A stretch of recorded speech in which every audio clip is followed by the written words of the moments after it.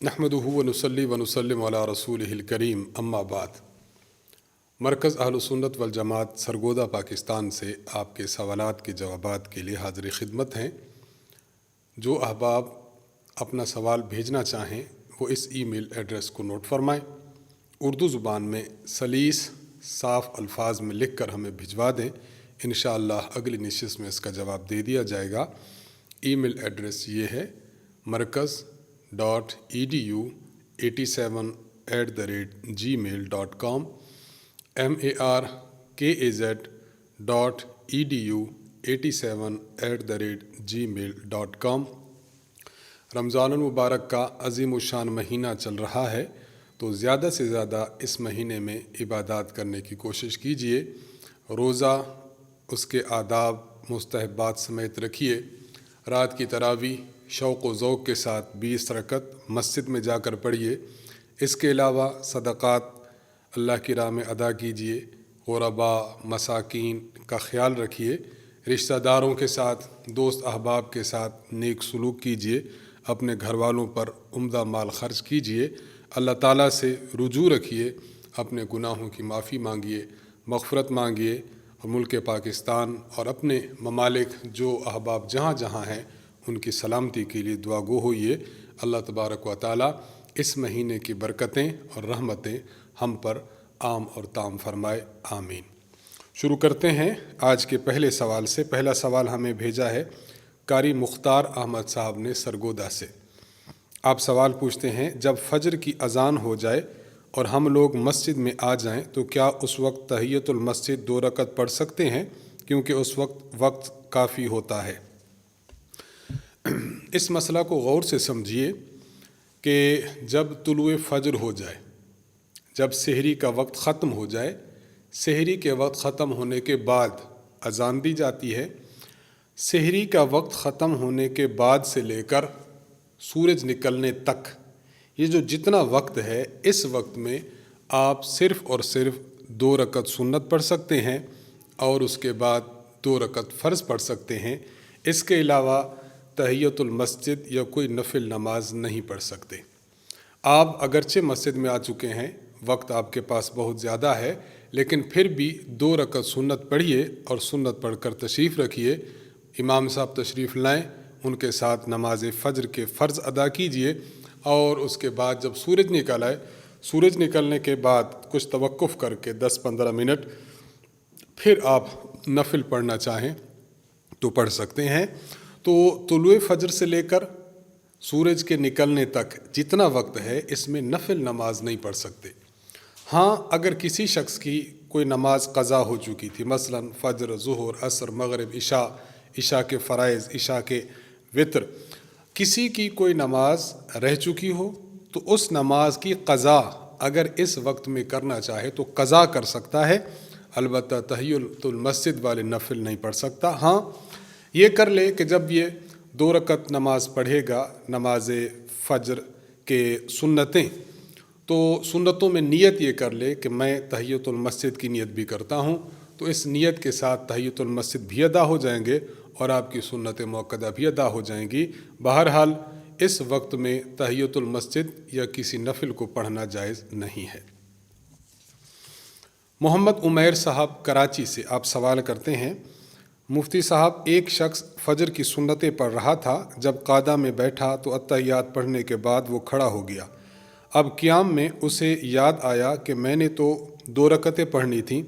अब वो क्या करे? वापस क़ादे में लौट आए या सलाम फेरे या क्या करे? सही हुक्म की तरफ रहनुमाई फरमाए, जज़ाकल्लाह। ये शख्स जब क़ियाम की तरफ चला गया, अब क़ियाम कर रहा है, क़ियाम में उसको याद आया कि मेरी 2 रकत तो हो चुकी, मैं खामखा क़ियाम की तरफ आया हूँ, तो इस शख्स को चाहिए कि फ़ौरन यह क़ादे की तरफ चला जाए, जाकर बैठे। बैठने के बाद अत्तहियात पढ़े।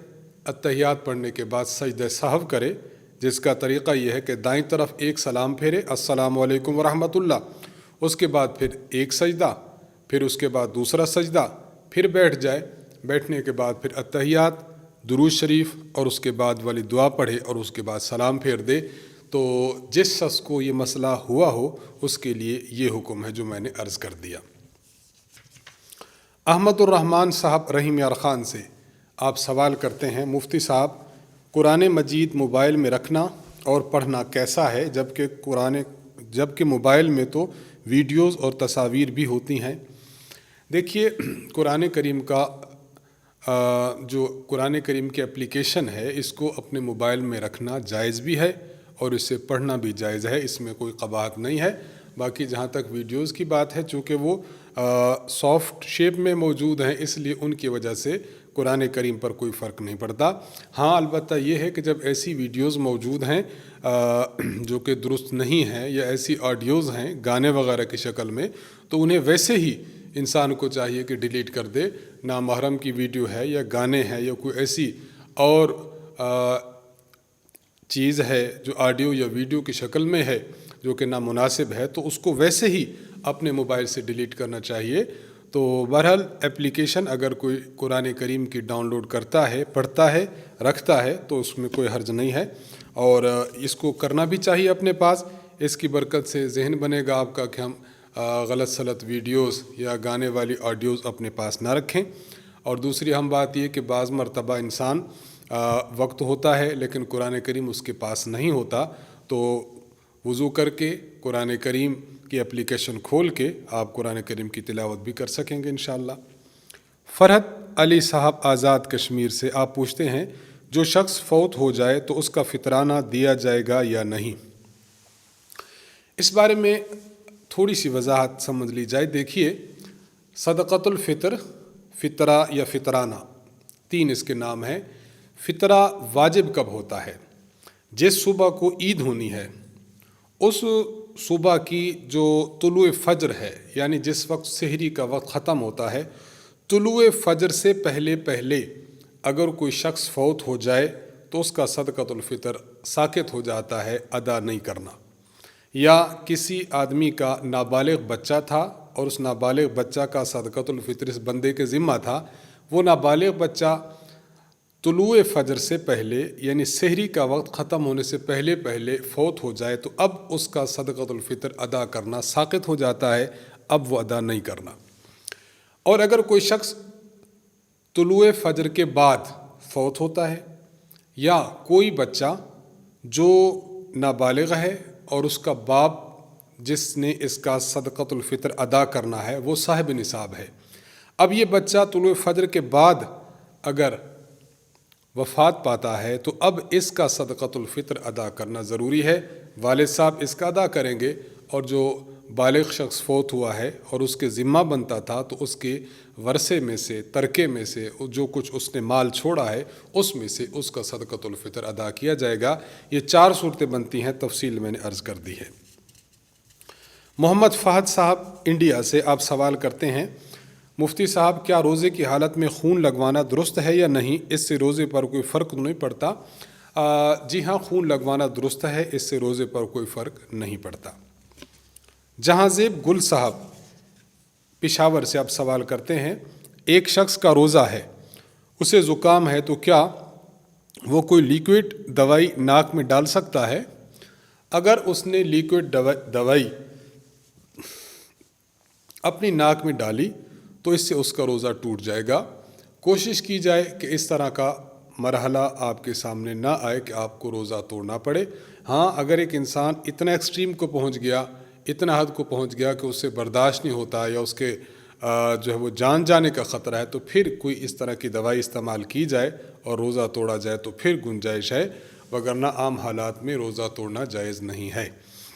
تو اگر آپ کوئی ایسی دوائی ڈالتے ہیں جو لیکوڈ ہے یا کسی پاؤڈر کی شکل میں ہے اور اس کو اپنی ناک میں لے جاتے ہیں تو روزہ اس سے فاسد ہو جاتا ہے، تو اس کا خیال رکھنا چاہیے کہ روزے میں یہ کام سر انجام نہ دیں۔ حسین احمد صاحب سہارنپور انڈیا سے آپ سوال کرتے ہیں، اگر کسی شخص کو سخت تکلیف ہو تو کیا وہ روزے کی حالت میں انیما کروا سکتا ہے یا نہیں؟ اگر تکلیف ایسی ہے جو ناقابل برداشت ہے تو انیما کرانے کی اجازت ہے، کرا سکتا ہے، لیکن اس سے روزہ فاسد ہو جائے گا۔ رمضان المبارک گزرنے کے بعد، عید گزرے، عید کے بعد یہ شخص پھر اس ایک روزے کی قضا کر لے۔ خاور حسین صاحب آپ سندھ سے ایک سوال کرتے ہیں، میرے ساتھ آج عجیب اتفاق پیش آیا کہ میرے منہ میں مکھی چلی گئی اور حلق سے نیچے اتر گئی۔ میرا روزہ رہا یا ٹوٹ گیا؟ پلیز میرے سوال کا جواب ضرور دیجیے گا، جزاک اللہ خیرہ۔ دیکھیے، وہ چیزیں جو عادتاً عام طور پر انسان کھاتا نہیں ہے، نہ ہی غذا کے طور پر اور نہ ہی دوا کے طور پر، جس طرح مکھی آپ نے ذکر کیا، یا ہوا کے تنکے اس کا آپ نے ذکر کیا، یا اسی طرح کوئی پتھر ہے یا کوئی لکڑی ہے جو عام طور پر کھائی نہیں جاتی، اگر بلا ارادہ اور بغیر آپ کی نیت کے کہ میں اس کو کھا رہا ہوں ویسے حلق میں چلی گئی، مثلاً آپ نے مسواک کر رہے تھے، مسواک کے ریشے حلق میں چلے گئے، یا آپ جا رہے تھے، سامنے سے آندھی آئی اور کچھ مٹی آپ کے حلق میں چلی گئی، یا یہ جو اتفاق آپ کو پیش آیا کہ مکھی حلق میں چلی گئی، تو یہ ایسی چیزیں ہیں جو عام طور پر کھائی نہیں جاتی۔ ان کا حکم یہ ہوتا ہے کہ اگر آپ ارادتاً اور جان بوجھ کر اس کو اپنے گلے میں اتار رہے ہیں تو پھر روزہ ٹوٹ جاتا ہے۔ لیکن آپ کی جو کنڈیشن ہے، آپ کہہ رہے ہیں کہ خود بخود مکھی اندر چلی گئی، تو اگر ایسی سچویشن موجود ہو تو اس میں روزہ فاسد نہیں ہوتا۔ بس آپ دیکھ لیجئے کہ مکھی اگر خود بخود چلی گئی ہے تو پھر اسے روزہ نہیں ٹوٹتا۔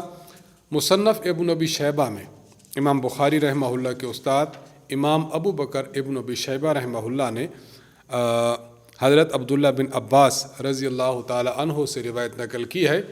حضرت عبداللہ بن عباس رضی اللہ عنہ فرماتے ہیں کہ وہ شخص کہ جس کے حلق میں مکھی چلی جائے تو اس کا روزہ فاسد نہیں ہوتا۔ محمد وسیم صاحب انگلینڈ سے آپ سوال کرتے ہیں، اگر کوئی شخص رمضان المبارک میں جان بوجھ کر روزہ توڑے تو اس کا کفارہ تو 60 روزے رکھنا ہے، لیکن اگر کوئی شخص رمضان کے علاوہ کسی اور مہینے میں روزہ توڑے تو روزہ توڑنے کا کفارہ دینا پڑے گا یا نہیں؟ روزہ توڑنے کا کفارہ صرف اور صرف رمضان المبارک کے اس روزے کے ساتھ ہے جو ادا روزہ ہو۔ اس سے یہ بات ثابت ہو گئی کہ کسی نے رمضان کے علاوہ کسی اور مہینے کا روزہ رکھا، مثلاً اس نے نفلی روزہ رکھا کسی مہینے کا، رجب کا، اس روزے کو توڑ دیا تو اس روزے کے توڑنے کی وجہ سے قضا تو لازم آئے گی کہ ایک روزہ رکھنا پڑے گا، کفارہ لازم نہیں آئے گا۔ کفارہ کا تعلق صرف اور صرف رمضان المبارک کے ادا روزے کے ساتھ ہے۔ مثلاً یہ رمضان ہے، آج اگر کوئی روزہ توڑتا ہے تو اس کا کفارہ دینا پڑے گا، لیکن اگر کوئی شخص رمضان کا روزہ رکھتا ہے لیکن قضا، مثلاً ایک روزہ چھوڑ دیا تھا اس رمضان کا، رمضان کے بعد شوال کا مہینہ ہے، شوال میں یہ شخص رمضان ہی کے روزے کی قضا رکھ رہا تھا اور اس روزے کو توڑ دیا، اب اس پر کفارہ نہیں ہوگا، اس لیے کہ وہ اگرچہ رمضان کا روزہ ہے لیکن رمضان کا ادا روزہ نہیں ہے، رمضان کا قضا روزہ ہے۔ تو اس سے 2-3 صورتیں سامنے آ گئیں، رمضان کا روزہ توڑے اور روزہ ادا توڑے تب تو اس شخص پر کفارہ ہے، اگر رمضان کے علاوہ کسی اور مہینے کا توڑے، نفلی روزہ توڑے، یا ہے رمضان کا لیکن قضا روزہ ہے تو اب اس پر کفارہ نہیں، صرف اور صرف اس پر قضا ہے، اس کو یوں سمجھنا چاہیے۔ جہان آرا صاحبہ مہاراشٹر انڈیا سے آپ سوال کرتی ہیں، میرے نانا ابو کا انتقال ہو گیا ہے، انا للہ و انا الیہ راجعون، اللہ تعالیٰ ان کی مغفرت فرمائے، درجات بلند فرمائے، ہم ان کے لیے دعا گو ہیں۔ پوچھتی ہیں کہ انہوں نے پہلے 3 روزے رکھے تھے، 3 روزے نہیں رکھ سکے کہ بہت بیمار ہو گئے اور فوت ہو گئے، تو کیا ان کے لیے پورے رمضان کے روزوں کا فدیہ دیں یا کیا کریں؟ جو روزے نانا جان نے رکھ لیے تھے وہ روزے ان کے ادا ہو گئے، جن روزوں میں وہ بیمار ہو گئے تھے اور روزہ نہیں رکھ سکے تھے اس کے بعد وہ فوت ہو گئے، وہ روزے ہیں 3، ان 3 روزوں کا آپ نے فدیہ دینا ہے، اور باقی جو روزے پورے رمضان کے ہیں، پورے رمضان میں چونکہ نانا جان ہے ہی نہیں، اس لیے پورے رمضان کے روزوں کا فدیہ نہیں دیں گے، صرف ان روزوں کا فدیہ دیں گے کہ جس میں نانا جان حیات تھے لیکن روزہ رکھ نہیں سکتے تھے، بہت بیمار تھے۔ اس تفصیل کے ساتھ اس مسئلہ کو سمجھ لینا چاہیے۔ محمد فیصل احمد صاحب لاہور سے آپ سوال پوچھتے ہیں، آنکھ سے پانی بہنے کی صورت میں وضو ٹوٹ جاتا ہے یا نہیں؟ آنکھ میں اگر کوئی زخم ہے، کوئی دانہ ہے اور پھر پانی بہا تو اب آنکھ کی پتلی سے باہر جو ہی نکلے گا تو آنکھ کے جو یہ ہیں بال ہیں اور یہ جو کیا کہتے ہیں اسے حد ہے، اس سے باہر جو ہی پانی نکلے گا تو اب روزہ آپ کا وضو ٹوٹ جائے گا۔ اور اگر آنکھ سے پانی بہا لیکن درد بھی نہیں، زخم بھی نہیں، کوئی دانہ بھی نہیں، ویسے آنسو بہے ہیں تو آنسوؤں کے بہنے کی وجہ سے وضو نہیں ٹوٹتا۔ ان دو فرق کو جان لینا چاہیے۔ محمد عارف صاحب اندرون سندھ ایک علاقہ لکھا ہے، وہاں سے ہیں۔ آج ہمارے ہاں لائٹ نہیں تھی، ہم سحری کھاتے رہے، بعد میں پتہ چلا کہ اذان ہو چکی تھی اور اس کے 15 منٹ بعد ہم سحری کھاتے رہے تھے۔ اب روزے کا کیا حکم ہے؟ روزہ آپ کا نہیں ہوا۔ جس وقت سحری کا وقت ختم ہوتا ہے وہاں تک آپ کھا پی سکتے ہیں، اس کے بعد اگر کوئی کھاتا پیتا رہا اور آپ تو ماشاءاللہ سے 15 منٹ آگے تک کھاتے پیتے رہے ہیں تو آپ کا روزہ نہیں ہوا۔ اس لیے آپ ایک روزے کی قضا رمضان المبارک گزرنے کے بعد رکھیں گے۔ محمد جمیل صاحب مدینہ منورہ سے آپ سوال کرتے ہیں، کیا روزے کی نیت زبان سے کرنا ضروری ہے؟ کیا اس کے بغیر روزہ نہیں ہوتا؟ بالکل ضروری نہیں۔ نیت دراصل دل کے ارادے کا نام ہے۔ اگر کسی شخص کا دل کا ارادہ ہے کہ میں آج روزہ رکھ رہا ہوں تو اس کا روزہ ہو گیا۔ زبان سے الفاظ نیت کے ادا کرے یا ادا نہ کرے، بہر صورت روزہ ہو گیا۔ ہاں البتہ یہ بات ملحوظ خاطر رہنی چاہیے کہ زبان سے روزے کی نیت کا ادا کرنا یہ مستحب ضرور ہے، اگرچہ یہ واجب اور ضروری اور لازم نہیں ہے۔ اس لیے اگر کسی نے زبان سے نیت نہیں کی روزہ تب بھی ہو گیا، لیکن زبان سے نیت کرنا اچھا ضرور ہے۔ حضرت تھانوی رحمہ اللہ نے بہشتی زیور میں اس مسئلہ کو تذکرہ فرمایا ہے۔ ذکی صدیق صاحب مہاراشٹر سے آپ سوال کرتے ہیں، ایک شخص نے کسی دوسرے شخص کو پیسے قرض پر دے دیے، چند سال گزر گئے ہیں لیکن پیسے ملے نہیں، کیا ان پیسوں پر زکوٰۃ ہوگی؟ اور جس کو قرض دیا ہے وہ ہے بھی غریب، تو کیا قرض معاف کرتے ہوئے زکوٰۃ کی نیت کی جا سکتی ہے یا نہیں؟ آپ کے دو مسئلے ہیں، میں دونوں کو الگ الگ عرض کر دیتا ہوں۔ آپ نے کسی کو پیسے دیے قرض کے طور پر اور اس نے ابھی تک پیسے آپ کو نہیں دیے، اب آپ ان کی زکوٰۃ ادا کریں یا نہیں؟ اس کے لیے دیکھ لیں، اگر پیسے تو بالکل ڈوب گئے کہ اب امید رہی نہیں کہ یہ شخص آپ کے پیسے واپس کرے گا، اگر سچویشن ایسی ہے تو اب زکوٰۃ ساقط ہو جائے گی۔ یہ ایسے ہی سمجھا جائے گا جس طرح آپ کے پیسے چوری ہو گئے، آپ کے پیسے پانی میں ڈوب گئے، آپ کے پیسوں کو آگ لگ گئی۔ تو جب پیسے معدوم ہو جائیں، ختم ہو جائیں تو اس کی زکوٰۃ نہیں ہوتی۔ وہ شخص آپ کے پیسے دے ہی نہیں رہا، کیا دینا ہی رہا اس بات پر کہ وہ دے گا ہی نہیں، تو آپ کے پیسے ڈوب گئے۔ اور اگر امید ہے کہ پیسے دے گا، گو کہ ابھی نہیں دے رہا لیکن بعد میں دے گا، تو اگر امید باقی ہو تو پھر ان پیسوں میں زکوٰۃ ادا کرنا آپ پر لازم ہے۔ مثلا سال گزر گیا، اب آپ نے حساب کیا تو آپ کے ان پیسوں پر زکوٰۃ آ رہی تھی 25,000 روپے۔ اب ان 25,000 کو ادا کرنا ابھی لازم نہیں، ہاں آپ مؤخر کر سکتے ہیں کہ جب وہاں سے رقم ملے پھر آپ وہاں سے اپنے پیسوں کو ادا کر لیں، یہ بھی جائز ہے۔ اور اگر آپ ابھی سے اس کو ادا کر لیں تو بہت زیادہ اچھا اور بہتر ضرور ہوگا۔ یہ تو آپ کے ایک مسئلے کا جواب تھا۔ جہاں تک دوسرا مسئلہ ہے کہ کیا قرض معاف کرتے ہوئے زکوٰۃ کی نیت کی جا سکتی ہے یا نہیں، اصول سمجھ لیجئے۔ آپ کسی کو رقم دیتے ہیں اور رقم دیتے ہوئے نیت ہو ساتھ کہ میں زکوٰۃ ادا کر رہا ہوں، تب زکوٰۃ ادا ہوتی ہے۔ یا آپ کی رقم الگ سے پڑی ہوئی تھی، آپ نے وہاں سے اٹھائی زکوٰۃ کی نیت سے اور ایک طرف رکھ دی، مثلا یہ 20,000 میں نے الگ رکھ دیا، اب یہاں سے میں زکوٰۃ دیا کروں گا، تو اپنے پیسے غریب کو دیتے وقت یا زکوٰۃ کے پیسے اپنی بڑی رقم سے چھوٹی رقم کی طرف الگ کرتے وقت نیت موجود ہو کہ یہ زکوٰۃ کے پیسے ہیں، زکوٰۃ کی ادائیگی کر رہا ہوں، اب زکوٰۃ ادا ہوگی۔ اگر آپ نے پیسے اٹھا کر ویسے دے دیے اور بغیر نیت کے دے دیے تو پھر اب زکوٰۃ ادا نہیں ہوگی۔ اس اصول کے تحت اب ہم دیکھتے ہیں کہ آپ نے جس شخص کو پیسے قرض پر دیے ہوئے ہیں تو آپ نے پیسے پہلے دے چکے ہیں اور نیت آپ اب کر رہے ہیں، گویا آپ کے ان پیسوں کے ساتھ زکوٰۃ کی نیت ملی ہوئی نہیں ہے۔